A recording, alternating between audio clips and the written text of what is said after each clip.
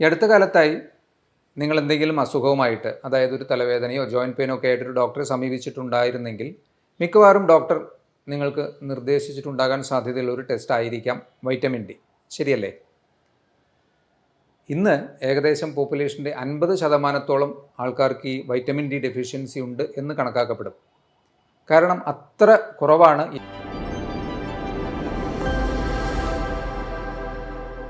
Hello friends, ഞാൻ doctor Abhiram. ഈ അടുത്ത കാലത്തായി നിങ്ങൾ എന്തെങ്കിലും അസുഖവുമായിട്ട്, അതായത് ഒരു തലവേദനയോ ജോയിൻറ്റ് പെയിനോ ഒക്കെ ആയിട്ടൊരു ഡോക്ടറെ സമീപിച്ചിട്ടുണ്ടായിരുന്നെങ്കിൽ മിക്കവാറും ഡോക്ടർ നിങ്ങൾക്ക് നിർദ്ദേശിച്ചിട്ടുണ്ടാകാൻ സാധ്യതയുള്ള ഒരു ടെസ്റ്റ് ആയിരിക്കാം വൈറ്റമിൻ ഡി. ശരിയല്ലേ? ഇന്ന് ഏകദേശം പോപ്പുലേഷൻ്റെ 50% ആൾക്കാർക്ക് ഈ വൈറ്റമിൻ ഡി ഡെഫിഷ്യൻസി ഉണ്ട് എന്ന് കണക്കാക്കപ്പെടും. കാരണം അത്ര കുറവാണ് ഈ വൈറ്റമിൻ ഡിയുടെ പ്രധാന സ്രോതസ്സായ സൺലൈറ്റുമായി നമുക്കുള്ള എക്സ്പോഷർ. ഒട്ടുമിക്ക ജോലികളും ഇൻഡോറാണ്. രാവിലെ ഒരു 8 മണിക്ക് വീട്ടിൽ നിന്നിറങ്ങി 9 മണിയോടുകൂടി ഓഫീസുകളിൽ എത്തിച്ചേർന്ന്, അല്ലെങ്കിൽ ഇൻഡോർ മറ്റെന്ത് വർക്കും ആയിക്കോട്ടെ, വൈകിട്ട് ഒരു 5 മണിക്കൊക്കെ ആയിരിക്കും നമ്മൾ പുറത്തിറങ്ങുന്നത്. അതുകൊണ്ട് തന്നെ ഡയറക്റ്റ് സൺലൈറ്റ് എക്സ്പോഷർ ഒരുവിധം ആൾക്കാർക്കൊക്കെ കുറവാണ്. ഇനി അഥവാ പുറമെ ജോലി ചെയ്യുന്ന ആൾക്കാരാണെങ്കിൽ തന്നെ നമ്മുടെ സ്കിന്നിനൊക്കെ പ്രശ്നം വരണ്ട എന്ന് വിചാരിച്ച് മാക്സിമം പ്രൊട്ടക്ഷൻ എടുത്തൊക്കെ ആയിരിക്കാം പലരും ജോലി ചെയ്യുന്നത്. ഇതെല്ലാം അൾട്ടിമേറ്റ്ലി ഈ വൈറ്റമിൻ ഡി എന്ന ഡെഫിഷ്യൻസിയിലേക്ക് നയിക്കുന്നു.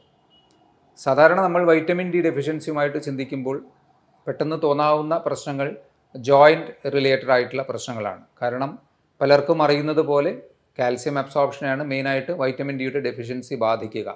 എന്നാൽ ഏകദേശം 50-ൽ കൂടുതൽ ചെറുതും വലുതുമായ സിംറ്റങ്ങൾ, ലക്ഷണങ്ങൾ ഈ വൈറ്റമിൻ ഡി ഡെഫിഷ്യൻസി മൂലമുണ്ടാകാം.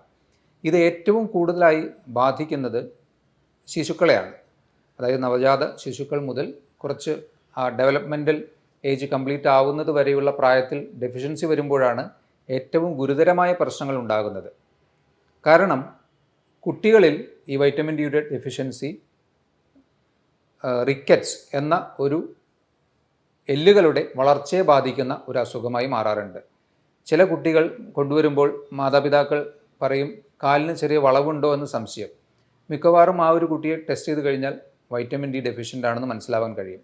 കുട്ടികളും ഇതുപോലെ തന്നെ പുറത്തിറങ്ങാനുള്ള അവസരങ്ങൾ കുറവാണ്. ഇപ്പോൾ പല ഹോസ്പിറ്റൽസും ഡോക്ടർമാരും കുട്ടികൾക്ക് ഒരു സാധാരണ ഡോസായിട്ട് വൈറ്റമിൻ ഡി സപ്ലിമെൻറ്റ്സ് നൽകി പോരുന്നുണ്ട്. അപ്പോൾ ഒന്ന് കുട്ടികളെയാണ് അത് ഏറ്റവും കൂടുതലായിട്ട് ബാധിക്കുന്ന ഒരു വിഭാഗം. ഇനി മറ്റെന്തൊക്കെ പ്രശ്നങ്ങൾ ഈ വൈറ്റമിൻ ഡി ഡെഫിഷ്യൻസി മൂലം ഉണ്ടാകുന്നു? അമിതമായ ക്ഷീണം. നല്ലതുപോലെ ഭക്ഷണം കഴിക്കുന്നുണ്ട്, നല്ല ഉറക്കം കിട്ടുന്നുണ്ട്, എന്നിട്ടും എപ്പോഴും ഒരു ക്ഷീണം അനുഭവപ്പെടുന്നുണ്ടെങ്കിൽ അൺയൂഷ്വൽ ഫറ്റീഗ് വൈറ്റമിൻ ഡി ഡെഫിഷ്യൻസിയുടെ ഒരു സിംറ്റം ആയിരിക്കാം. അടിക്കടി വരുന്ന ഇൻഫെക്ഷൻസ്. നമ്മുടെ ഇമ്മ്യൂൺ പ്രവർത്തനങ്ങളിൽ വൈറ്റമിൻ ഡിക്ക് ഒരു പ്രധാന റോളുണ്ട്. അടിക്കടി വരുന്ന ഇൻഫെക്ഷൻസ് ചിലപ്പോൾ ഇതുകൊണ്ടായിരിക്കാം. ബോൺ പെയിൻസ്, നോൺ സ്പെസിഫിക് ആയിട്ടുള്ള ജോയിൻറ്റ് പെയിൻസ്, അത് പിന്നെ നമുക്ക് ഓൾറെഡി അറിയുന്നതാണ്. അതുപോലെ മസിൽ ക്രാംസ്, മസിലുകൾ കോച്ചി പിടിക്കുന്ന പോലെയുള്ള പ്രശ്നങ്ങൾ. ഇതിനെല്ലാം ഉപരി നമ്മൾ പലപ്പോഴും ചിന്തിക്കാത്ത മറ്റു ചില പ്രശ്നങ്ങൾ കൂടി, അതായത് ഉറക്കക്കുറവ്, ഉറങ്ങി എഴുന്നേറ്റാലും ക്ഷീണം തോന്നുന്ന ഒരവസ്ഥ. അതുകൂടാതെ മൂഡ് സ്വിങ്സ്, അമിതമായ ഡിപ്രഷൻ വരിക, ആങ്സൈറ്റി വരിക, ഇതൊക്കെ സിവിയർ വൈറ്റമിൻ ഡി ഡെഫിഷ്യൻസി മൂലം ഉണ്ടാകാൻ സാധ്യതയുണ്ട്. അപ്പോൾ ഈ ലെവലിലൊന്നും പലപ്പോഴും പലരും ചിന്തിക്കാറില്ല. പെട്ടെന്ന് സങ്കടം വരിക, അല്ലെങ്കിൽ ഭയങ്കരമായൊരു ഡിപ്രസീവ് സ്റ്റേറ്റിലേക്ക് പോവുക, പലരും അത് മാനസിക പ്രശ്നങ്ങളായിട്ടാണ് കണക്ക് കൂട്ടുന്നത്. എന്നാൽ ആ വ്യക്തികളെയൊക്കെ പലപ്പോഴും ചെക്ക് ചെയ്യുമ്പോൾ വൈറ്റമിൻ ഡി ഒരുപക്ഷെ 10-ൽ താഴെയോ അല്ലെങ്കിൽ 5-ന് താഴെയൊക്കെ ആയിട്ട് കാണുന്നുണ്ടെങ്കിൽ അതൊന്ന് സപ്ലിമെൻറ്റ് ചെയ്താൽ തന്നെ ചിലപ്പോൾ ആ ഒരു കണ്ടീഷൻ ഇമ്പ്രൂവ് ചെയ്യാം. അപ്പോൾ അത്രത്തോളം അത്ര വേരീഡ് ആയിട്ടുള്ള ഒരു ലക്ഷണങ്ങൾ ഈ വൈറ്റമിൻ ഡി ഡെഫിഷ്യൻസി മൂലം ഉണ്ടാകാം. നമ്മൾ സിമ്പിളായിട്ട് ജോയിൻറ്റ് പ്രശ്നങ്ങൾ എന്ന് പറഞ്ഞ് വൈറ്റമിൻ ഡിനെ തള്ളിക്കളയാൻ പറ്റില്ല. എന്തൊക്കെ കാരണങ്ങൾ കൊണ്ടാണ് ഈ വൈറ്റമിൻ ഡി ഡെഫിഷ്യൻസി ഉണ്ടാകാൻ സാധ്യതയുള്ളത്? അതിൽ പ്രധാനപ്പെട്ടത് ഞാൻ ആദ്യമേ സൂചിപ്പിച്ചതുപോലെയുള്ള ഡെഫിഷ്യൻ്റ് ആയിട്ടുള്ള സൺലൈറ്റ് എക്സ്പോഷർ തന്നെയാണ്. ഇതുകൂടാതെ കഴിക്കുന്ന ഭക്ഷണങ്ങളിലൊക്കെ ചിലതിലൊക്കെ അത്യാവശ്യം വൈറ്റമിൻ ഡി ഉള്ളതാണ്. നല്ല ഒരു സോഴ്സാണ്. എഗ്ഗൊക്കെ അതിൻ്റെ നല്ലൊരു സോഴ്സാണ്. മഷ്റൂംസ്, ഇതൊക്കെ. അപ്പോൾ ഭക്ഷണത്തിലൂടെ ഇത് കുറച്ച് നമുക്ക് ഈ ഡെഫിഷ്യൻ്റായിട്ട് സൺലൈറ്റിലൂടെ ആവുന്നുണ്ടെങ്കിൽ അതിന് പറ്റുന്ന ഭക്ഷണങ്ങൾ തിരഞ്ഞെടുത്ത് അത് കുറച്ച് കൂട്ടിക്കഴിച്ചാലും ഒരു പരിധിവരെ അതിനെ മറികടക്കാൻ പറ്റും. ഇനി മറ്റ് ചില അസുഖങ്ങളുള്ളവർ, പ്രത്യേകിച്ച് സിസ്റ്റിക് ഫൈബ്രോസിസ് പോലെയുള്ള അസുഖങ്ങൾ, വയറിനെ ബാധിക്കുന്ന സീലിയാക് ഡിസീസ് അല്ലെങ്കിൽ ക്രോൺസ് ഡിസീസ് പോലെയുള്ള അസുഖങ്ങൾ, ഇവിടെയൊക്കെ സംഭവിക്കുന്നത് ഡെഫിഷ്യൻ്റ് അബ്സോർപ്ഷനാണ്. കാരണം പല വൈറ്റമിൻസും ശരീരത്തിലെ പല ഭാഗങ്ങളിൽ വെച്ച് ശരിയായ രീതിയിൽ അബ്സോർബ് ചെയ്യാൻ പറ്റുന്നില്ലെങ്കിൽ സൺലൈറ്റ് അതിൻ്റെ ഒരു പ്രൈമറി പാർട്ട് മാത്രമാണ്, അതിനെ സഹായിക്കുന്ന ഒരു ഘടകം മാത്രമാണ്. പക്ഷേ അബ്സോർപ്ഷൻ ഡിഫക്റ്റീവ് ആകുമ്പോഴും വൈറ്റമിൻ ഡി ഡെഫിഷ്യൻസി ഉണ്ടാകാം. കിഡ്നി അസുഖങ്ങളുള്ളവർ, പ്രത്യേകിച്ച് കിഡ്നിയിലെ ചില ഹോർമോൺസ് ഇതിൻ്റെ ഒരു ഫൈനൽ ഫോർമേഷന് വേണ്ടി സഹായിക്കുന്ന ഘടകങ്ങളുണ്ട്.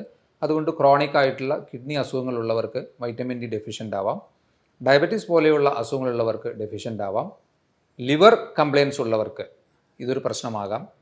ബൈപ്പാസ്, അതായത് നമ്മുടെ വയറിൻ്റെ തടി കുറയ്ക്കാൻ വേണ്ടി ബിറിയാട്രിക് സർജറി ഒക്കെ ചെയ്തവർക്ക്, സ്റ്റൊമക്കിനെ ബൈപ്പാസ് ചെയ്ത് സർജറി ചെയ്തവർക്കൊക്കെ വൈറ്റമിൻ ഡി കുറയാൻ സാധ്യതയുണ്ട്. അധികമായി വണ്ണമുള്ളവർക്ക് ഇത് വളരെ കോമൺ ആയിട്ടുള്ള ഒരു ഡെഫിഷ്യൻസിയാണ്. കാരണം ഫാറ്റ് സെൽസ് പലപ്പോഴും ഈ വൈറ്റമിൻ ഡിയുടെ ശരിയായ അബ്സോർപ്ഷനെ തടസ്സപ്പെടുത്താറുണ്ട്. അപ്പം അതുകൊണ്ട് തന്നെ അമിതവണ്ണമുള്ളവർക്ക് വൈറ്റമിൻ ഡിയുടെ സപ്ലിമെൻറ്റിൻ്റെ അളവും സാധാരണ കുറച്ച് കൂട്ടി തന്നെയാണ് കൊടുക്കാറുള്ളത്.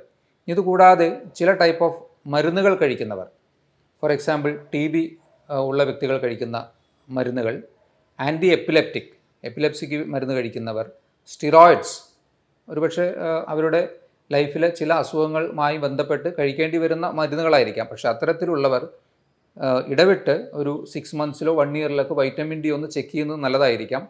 കാരണം ഡെഫിഷ്യൻ്റ് ആണെങ്കിൽ അവരുടെ അസുഖം വർദ്ധിക്കാനുള്ള സാധ്യതയുമുണ്ടല്ലോ. അപ്പം അതുകൊണ്ട് കൃത്യമായി സപ്ലിമെൻ്റ് ചെയ്യേണ്ട ഒരു ആവശ്യകത ഉണ്ടാകാം.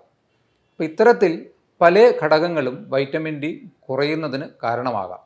അപ്പോൾ സൺലൈറ്റ് എക്സ്പോഷർ ഉണ്ടെങ്കിലും ഇത്തരത്തിലുള്ള പ്രശ്നങ്ങളുണ്ടെങ്കിൽ വീണ്ടും വൈറ്റമിൻ ഡി ഡെഫിഷ്യൻ്റ് ആവാൻ സാധ്യതയുണ്ട്.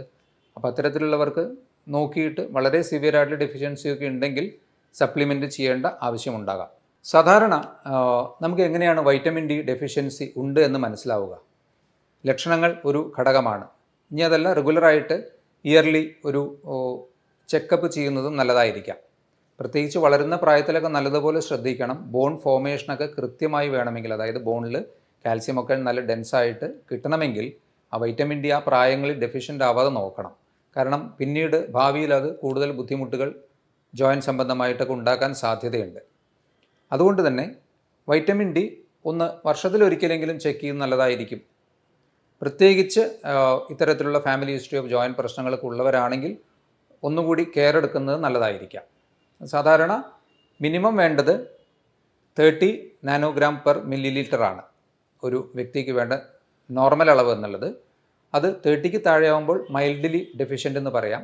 അത് 20ൽ താഴെയാവുമ്പോൾ മോഡറേറ്റ്ലി ഡെഫിഷ്യൻ്റ്, കുറച്ചും കൂടി ഡെഫിഷ്യൻ്റായി. 10ൽ താഴെയാണെങ്കിൽ സിവിയർലി ഡെഫിഷ്യൻ്റ് ആണ്.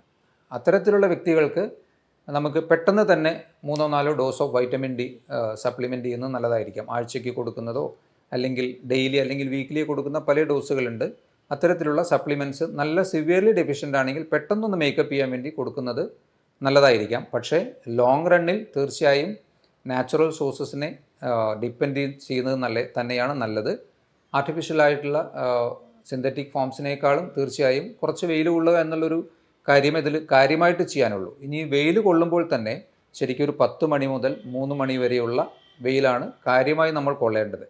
അതിലും ഡാർക്കർ സ്കിൻ, കുറച്ചുകൂടി ഇരുണ്ട നിറമുള്ള വ്യക്തികൾക്ക് മെലാനിൻ്റെ സാന്നിധ്യം കൂടുതലായതുകൊണ്ട് അവർക്ക് കൂടുതൽ സമയം വെയിൽ കൊള്ളേണ്ടി വരാം. അതായത് ദിവസേന ഒരു 20 to 30 മിനിറ്റ്സ് വരെയൊക്കെ, മിനിമം 15 to 30 മിനിറ്റ്സ് വരെ ഡെയിലി വെയിൽ കൊള്ളേണ്ട ആവശ്യമുണ്ടാകാം.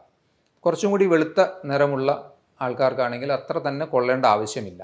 ഒരു 10 to 15 മിനിറ്റ്സ് ഒക്കെ മതിയാകും.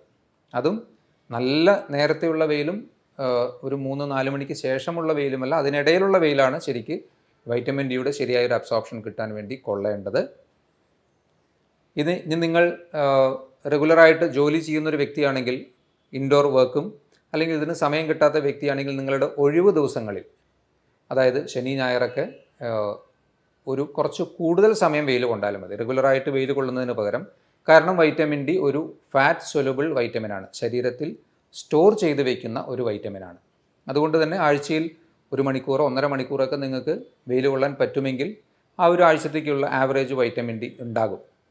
അപ്പോൾ റെഗുലറായിട്ട് ആ ഒരു മെയിൻ്റനൻസ് പോയിക്കോളും. അതുതന്നെ നമുക്ക് പലരും വെയിൽ കൊള്ളാനൊക്കെ വിമുഖത കാണിക്കുന്നത് വെയിൽ നമുക്ക് കുറച്ച് കോസ്മെറ്റിക് പ്രശ്നങ്ങൾ ഉണ്ടാക്കുന്നത് കൊണ്ടാണ്. ശരിയല്ലേ? അപ്പോൾ അതിന് നിങ്ങൾക്കൊരു മെത്തേഡ് ഉപയോഗിക്കാം. നിങ്ങളുടെ വീടിൻ്റെ ഏതെങ്കിലും ഒരു ഭാഗത്ത് ഡയറക്റ്റായിട്ട് സൺലൈറ്റ് വരുന്നൊരു ഭാഗമുണ്ടെങ്കിൽ അവിടെ നിങ്ങളുടെ പുറം എക്സ്പോസ്ഡ് ആയിട്ട്, അപ്പോൾ കൂടുതൽ കുറച്ചും കൂടി ഏരിയ കവർ ചെയ്ത് കിട്ടും. അപ്പോൾ ഡയറക്റ്റായിട്ട് ഈ കോസ്മെറ്റിക് പ്രശ്നങ്ങളുടെ ബുദ്ധിമുട്ട് കുറയും. ഡയറക്റ്റായിട്ട് മുഖത്തും ഫ്രണ്ട് ഭാഗത്തേക്ക് വെയിൽ കൊള്ളുന്നത് കരുവാളിപ്പ് വരാനും അല്ലെങ്കിൽ ഫോട്ടോ ഡെർമറ്റൈറ്റിസ് പോലെയോ അല്ലെങ്കിൽ പിഗ്മെൻറ്റേഷൻ, ടാനൊക്കെ വരാനുള്ള ടെൻഡൻസികൾ കൂടുതലാണല്ലോ. അപ്പോൾ അതിൻ്റെ ആവശ്യമില്ല. നിങ്ങളുടെ പുറം ഭാഗം അതുപോലെ കാലുകൾ ഇതൊക്കെ എക്സ്പോസ്ഡ് ആയിട്ട് വെയിൽ കൊണ്ടാലും മതി. അതിലൂടെയും ഈ ഒരു പ്രശ്നം പരിഹരിച്ച് കിട്ടും. ഇത്രയും രീതിയിൽ ഈ വൈറ്റമിൻ ഡിയുടെ പ്രശ്നം നിങ്ങൾക്ക് പരിഹരിച്ച് കിട്ടും. സാധാരണ ഇതിന് സപ്ലിമെൻ്റായിട്ട് കൊടുക്കുന്നത് ഒരു 10 മൈക്രോഗ്രാംസ് ആണ് ഒരു 70 വയസ്സ് വരെയുള്ള ആൾക്കാർക്ക്. ഒരു 70 വയസ്സിന് മുകളിലുള്ള ആൾക്കാർക്കാണെങ്കിൽ ഓൾഡ് ഏജ് എത്തുന്നതിനനുസരിച്ചിട്ട് ഈ ഒരു വൈറ്റമിൻ ഡിയുടെ അബ്സോർപ്ഷൻ കുറയുന്നു. അതുപോലെ മറ്റ് അസുഖങ്ങളുണ്ടെങ്കിൽ നേരത്തെ സൂചിപ്പിച്ചതുപോലെ വൈറ്റമിൻ ഡിയുടെ അബ്സോർപ്ഷൻ കുറയുന്നു. അപ്പോൾ അത്തരത്തിലുള്ളവർക്ക് ഒരു 15 മൈക്രോഗ്രാമൊക്കെ പെർ ഡേ വേണ്ടി വരാം. അതാണ് ആവറേജ് ഒരു ഡോസായിട്ട് ഉള്ളത്.